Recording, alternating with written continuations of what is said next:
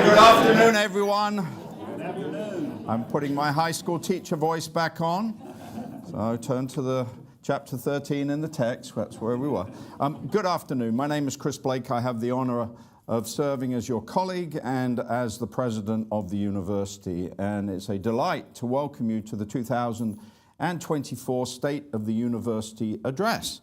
For those of you who have joined us in the last 12 months, this is part of our occasion when the campus comes together.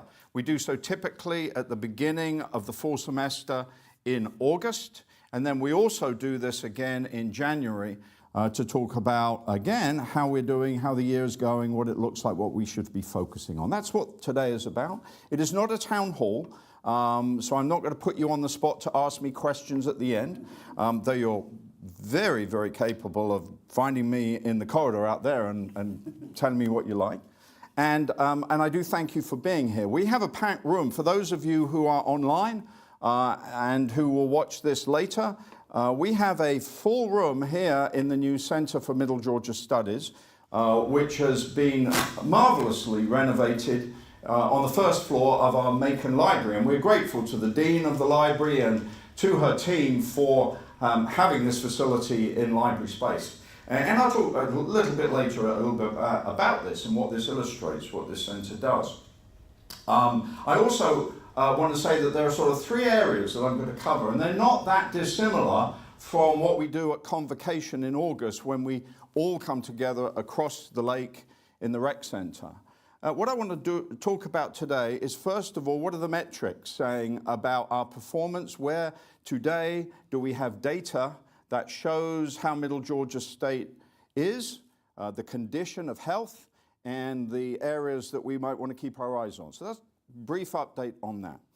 The second part is to remind us that we launched a new strategic plan back in August.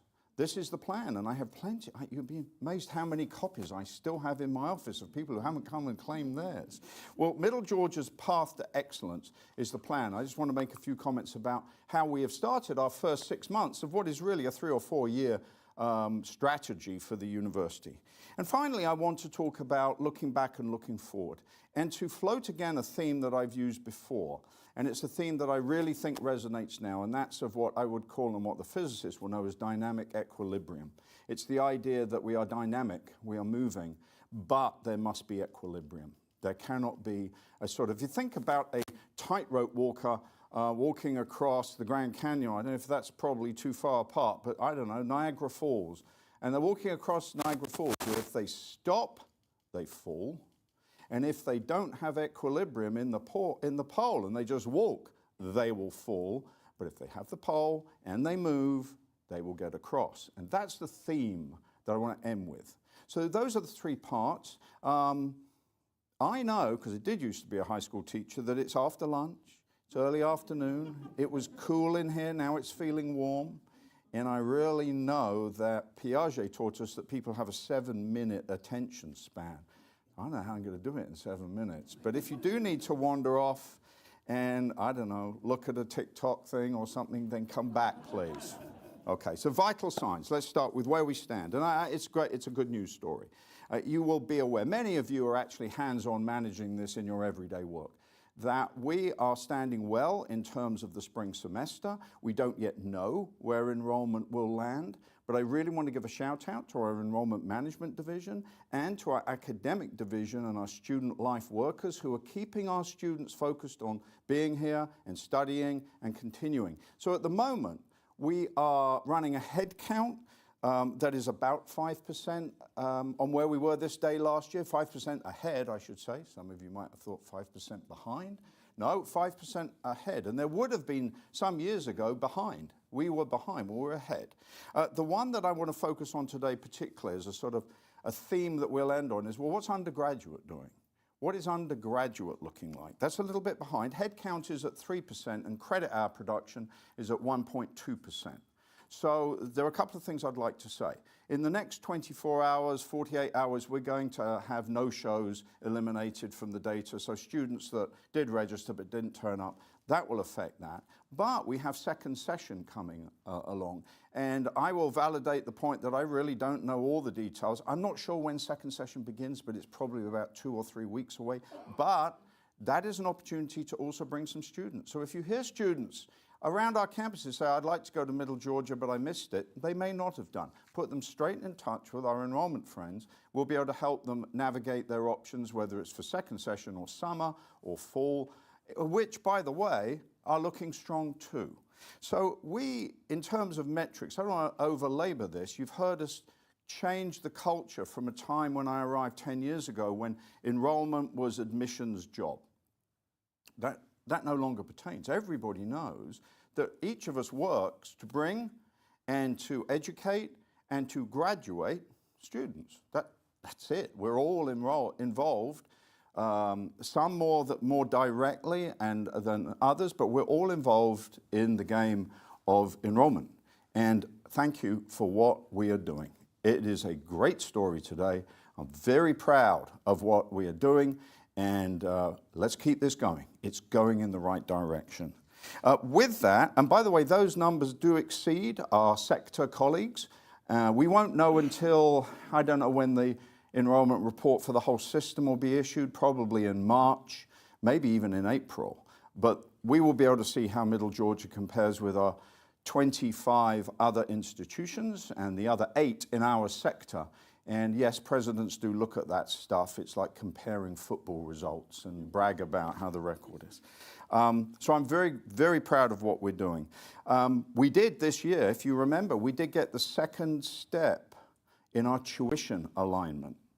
We are now on course to be a state university in terms of tuition and fees, and still just a few dollars shy of everybody else, so that affordability brand message is retained. Well, we had the second step, and I want to thank the Chancellor and the Board of Regents for that support. And it's really important that the senior team and I work to get the third and the final step approved at what we think will be an April budget meeting of the Board of Regents. That would complete the process. Our students have been amazing. They have responded positively. They have not seen this as a kind of extra burden alone. They have appreciated the fact that we've been able to put so far 19 new positions around student success and support, 19 new positions around advising and student success in order to make them have a richer experience. So it's been a very modest increase, but with some really good ROI from the student experience. And it'll be on that basis, and that basis alone, that we go to the Board of Regents and ask for the third and the final tuition step to be approved, but still keeping us as the most affordable public university in the state of Georgia. We will retain that insignia. It is, as you know, the political season. I'm not talking about the primaries, I'm talking about the state of Georgia and the General Assembly. And that is an important moment in our life. The General Assembly typically is the primary extra funding source for our aviation school.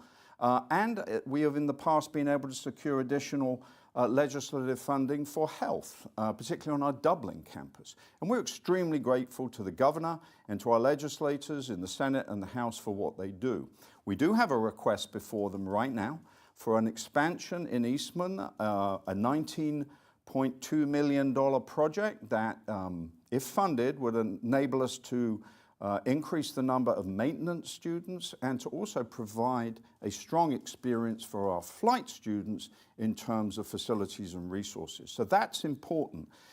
This is a little bit too technical, but Governor Kemp comes out with a budget at the beginning. He recommends full funding for some, part funding for others, and no funding for others still. And Middle Georgia was in the part funding. And that is a political message that it is my job and Ember Bentley's job and all of our jobs when we encounter our legislators to seek those additional funds, the rest of it from the Senate and the House. The governor said, I'll do a third. My job's to get the House and the Senate to say, all right, we'll do a third each. That's how you build the pie. That's a normal political process, but it does mean some work in the coming months. We also, and Amanda Funches and I this morning were down at the Development Authority. We have a really exciting residential program, a residential facility program about to unfold here. Chancellor Perdue has supported the renovation of 4 of our 6 buildings on University Point. Those are buildings built in the right at the end of the 20th century. We acquired them in 2011, and they are in desperate need of renovation. So we're turning those into first-rate accommodation primarily for juniors and seniors. The Board of Regents gave us nearly $11 million.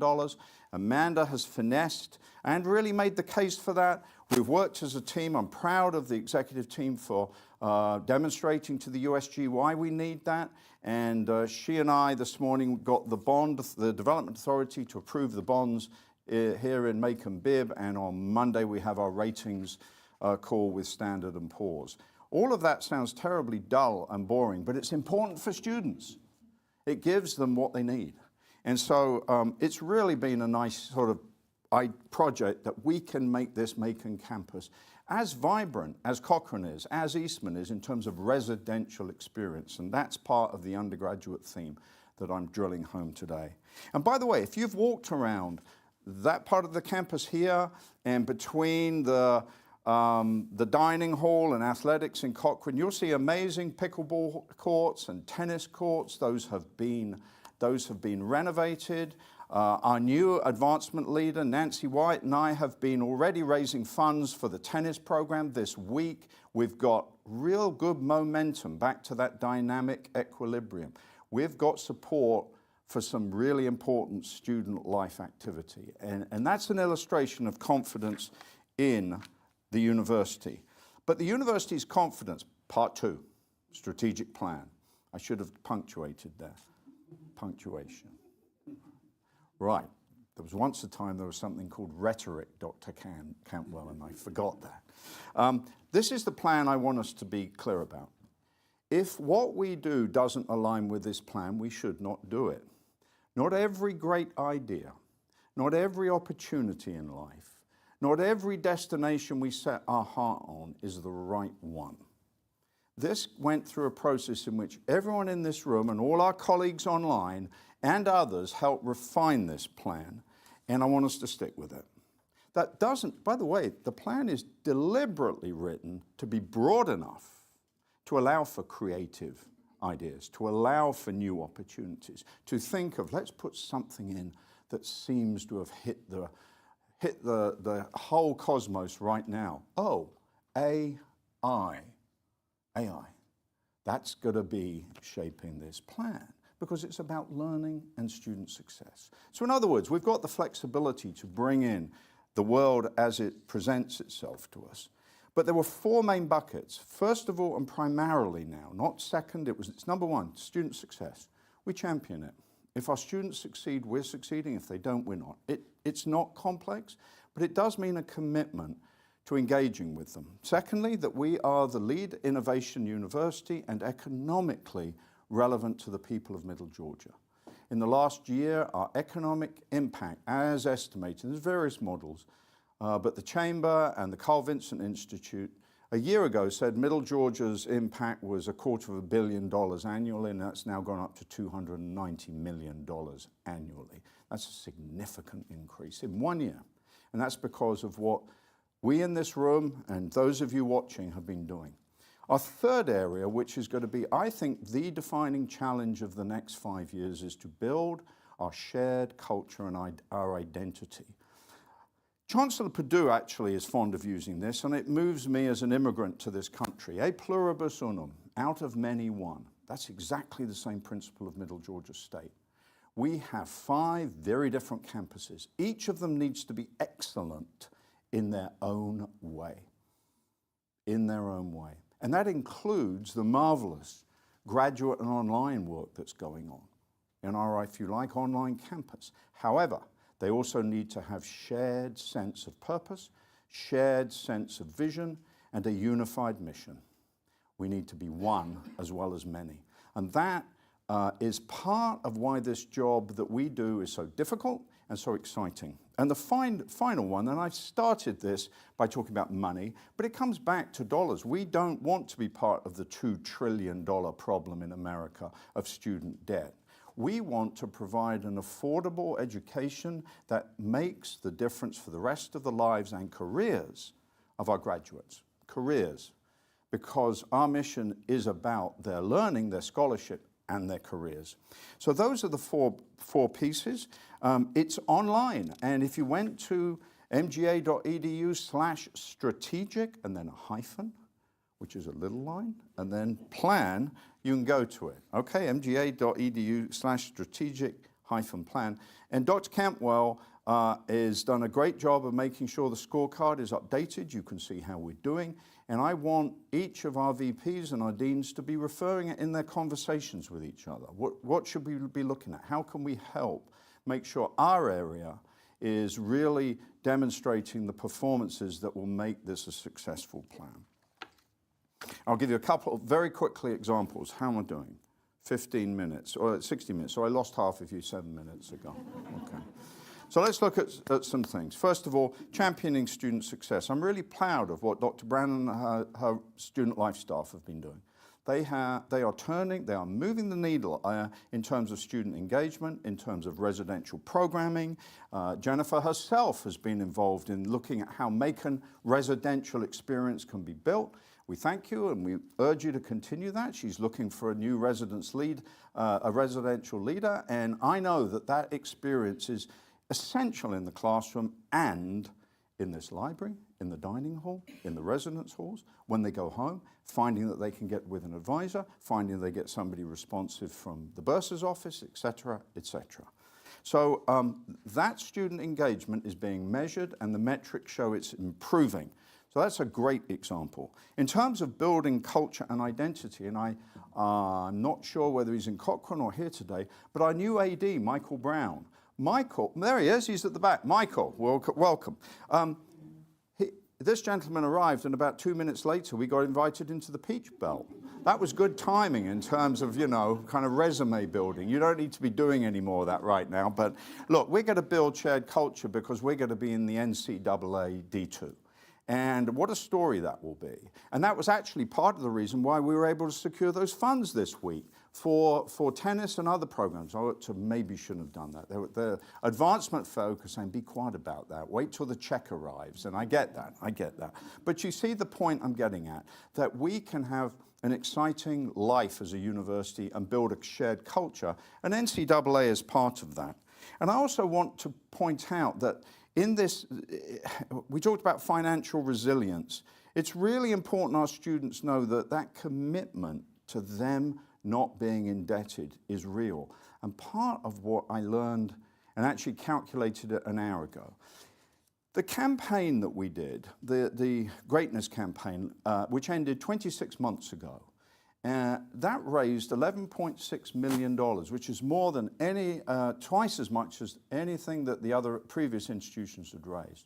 Since in that 26 months, Middle Georgia quietly, with no campaign, we have not even investigated a campaign. We have not done a feasibility. We have not branded it. We are not in a campaign. We're in what's called a quiet phase. We've raised $9.2 million. That is, if you count every single day between the big party that ended the last campaign and now, that is private money coming from individuals and businesses and foundations, only and exclusively to help students, and it equates to $12,000 in a 24-hour period every single day, or $500 an hour. So when we leave here in 4 hours' time, that's a joke. Let's make sure, we're not leaving in 4 hours' time. But you get the point. Every single hour in the last 26 months, $500 of philanthropy has come into this university to help students.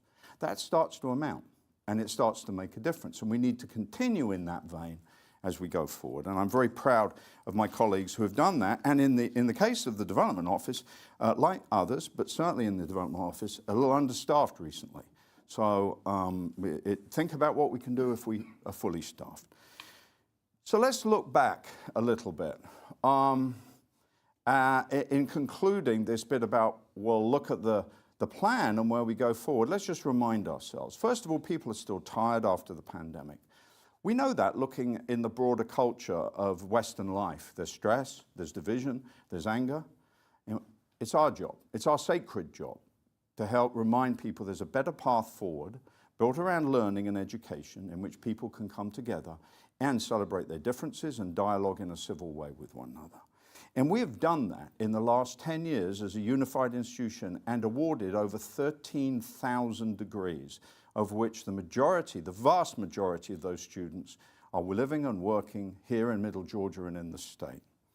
And in that 13,000 degrees, we have seen a 60% increase in 10 years in the number of bachelor's degrees awarded, and we've now awarded over 800 graduate degrees. This is an example of not just a new path to excellence, but we've been on a path to excellence. And that's taken hard work. And I don't mean to be self-referential, but if any of you, if you walk out this way along the most magnificent corridor at Middle Georgia State, the corridor of presidents, where you can see the fine leaders that go down, well, the last one looks a lot younger than 10 years old, 10 years ago. It's been a blast, but we're doing amazing things, and we're doing it and we're measuring it. And I'll give a shout out. We are now, Chris Sawadawa and his team in IR are now able to give us real live data on how we're doing.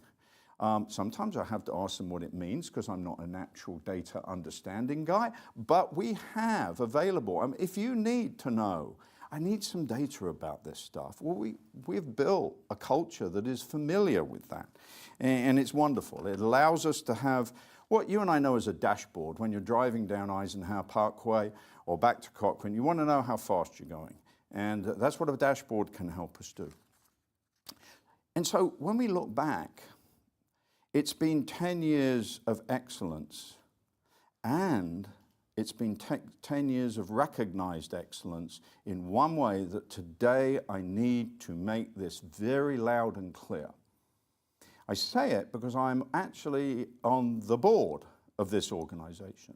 We are 2 years away from our decennial reaffirmation or reaccreditation, to use a word that people are more familiar with. We are 2 years away from accreditation again by SACS. And I sit on the board and look at a lot of institutions in trouble and the headache and the heartache and the pain they go through when they go up for accreditation, and the impact, the negative impact of how they address those shortcomings. It is essential that in the coming months we craft our plan for accreditation, we develop what we will call our Quality Enhancement Plan, our QEP. We will have a lot of work to do to get that through. To many people, it seems like, an unnecessary report, filling in reports. Let me challenge us to a different vision, because I've been on the board of SACS for 2 years. SACS is the perfect opportunity to get it right, to feel good about what you're doing, to know that it's strong, and to tell the world about it. SACS is the opportunity to do that. And I'm proud enough as a board member and humbled enough as your president to tell you we're going to get it right. I don't want recommendations is a problem. That means you didn't get it. We don't want any recommendations. Kevin and his team delivered a brilliant 5-year interim report that was seen as one of the best in the entire region. And we're talking about the southeast of the United States and Texas and Virginia. We're talking about a huge area of the United States. Ours was one of the best 5-year reports. So we have set the bar high for ourselves, and we want to make sure we jump it in 2 years' time. So you didn't know you get so much on SACS, did you? He's not sure if he's happy or annoyed with me. So my final part, and I want to kind of try and bring this to a conclusion for you soon.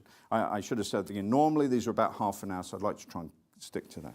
I said that there's something about dynamic equilibrium, about movement forward, and equilibrium, balance. And that is the challenge in this plan. That's the challenge of excellence. It's the challenge that each of us deal with.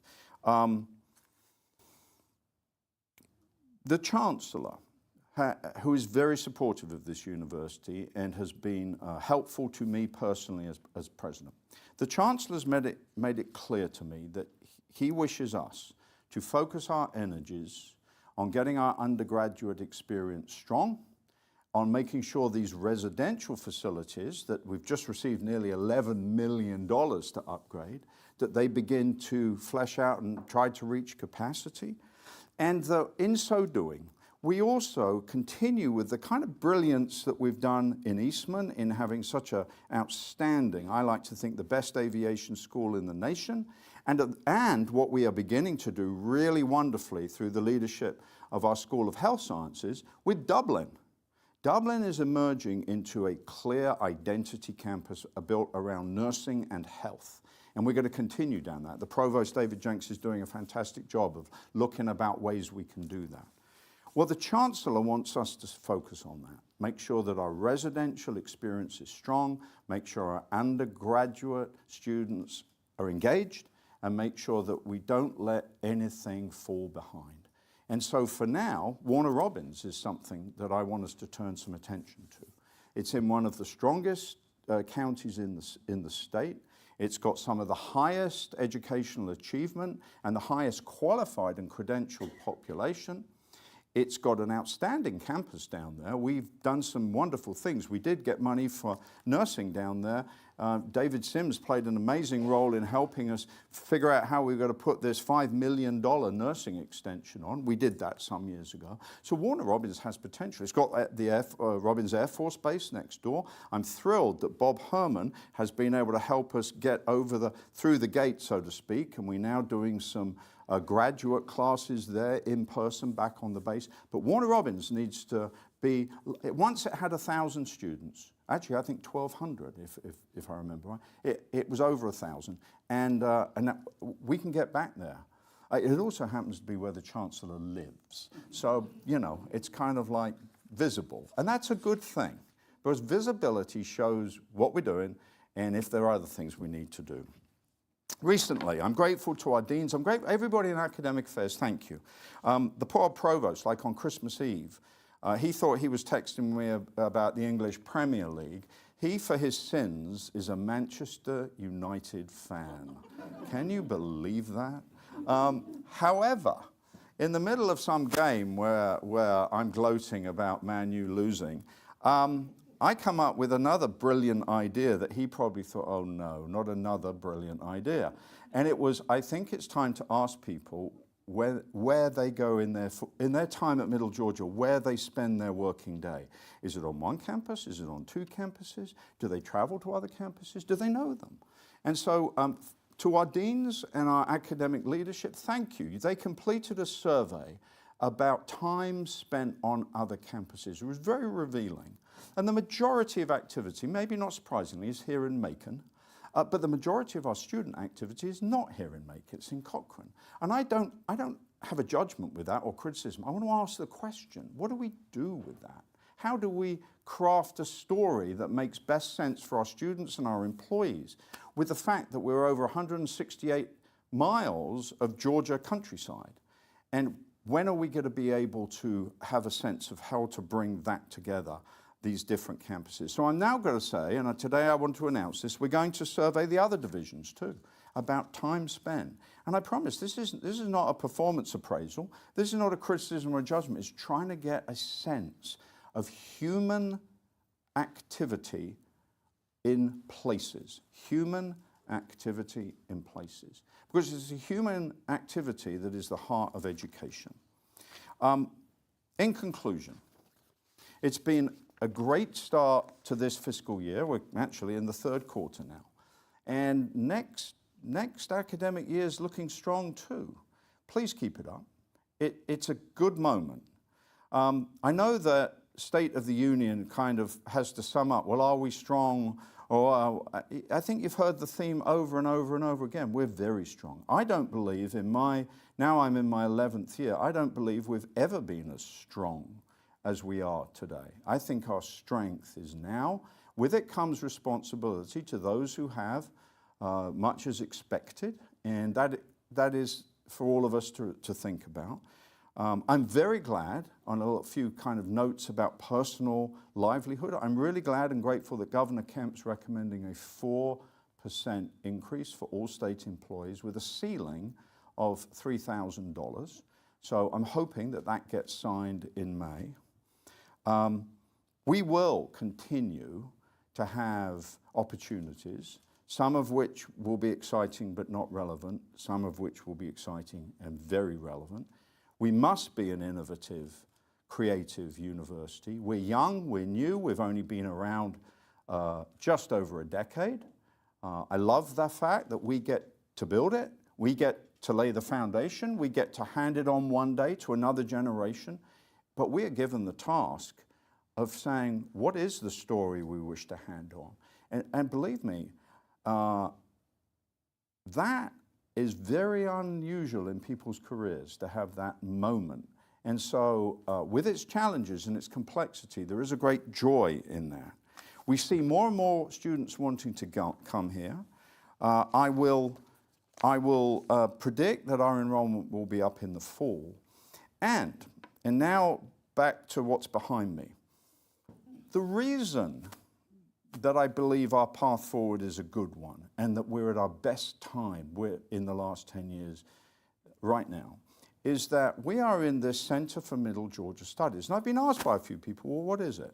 And what is it, very simply, is a program, an office and staff, and we're looking for somebody to lead it, that will take the intellectual resources of the university and find people in society, nonprofits, businesses, agencies that would like to come to an agreement with Middle Georgia that we can help service and do some work for them. We'll obviously have to cover our costs. If we have salary expenditure, if we have that, we will have to come to a non-profit agreement. But this Center for Middle Georgia Studies is taking what are the intellectual resources around our 5 campuses and saying to the community, we are the public university of Middle Georgia, and we are ready to be able to help your organizations, whether it's in a one-day training on strategic planning or a 6-month engagement on how to use data or whatever. This center and its staff will be available to work in the community, building a bridge between the academy or the university and society. And this is the bit that I want to sort of end with. We've already had $2.5 million of private money be given to this because people want this. They're thirsty for the knowledge and the skills and the expertise to be available to help them. So I'm very proud that we've had that support. The Peyton Anderson Foundation and the Carolyn Smalley estate gifts were given in order for this to thrive. And it's exciting because just in a few minutes I'm going to meet with a few people who are doing the search for this to be updated on how the search is going for the person that will head this up. But it's an illustration of greatness at work and of where the future path is likely to take us. Middle Georgia, last week, its mission statement was updated by the Board of Regents. It was shortened. We wanted it to be a little bit more succinct. And it's something that I think anybody can remember. It says, Middle Georgia State University educates and graduates inspired lifelong learners whose scholarship and careers enhance the region and the state. And each of those is like a series of 4 little 2 words. We educate, the experience counts, but it's got to lead somewhere. And I saw today we have about 600 graduates in May, and we're glad they're coming. We want them to go. We actually don't want them to stay. We want them finally to go, with a degree, I should add. They're lifelong learners. Learning is going on. I'm learning more today, I think, than I learned when I began my career 45 years ago.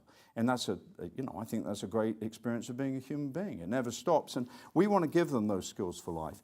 But we also want to celebrate that they will have scholarship and careers Scholarship meaning their own internal values, their knowledge, their frame of reference, and a credential that will empower them to be a nurse leader, to be a pilot for Delta Airlines, to go on and work as a lead social work advocate, to be a business CEO, whatever their degree, to be a principal of a secondary school, the career I began at.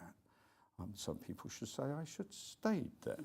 But nonetheless, whatever their career, we have got an amazing moment to make it the strongest career that they could possibly have with the finest and the most affordable public university in Georgia. With that, it is my joy to say that the state of the university is very strong, thanks to you watching, and thanks to our students. We have a few students, I recognize this gentleman, but thanks to our students, the university is strong. Let's keep it that way. Have a wonderful semester. Thank you, everybody. Have a good afternoon.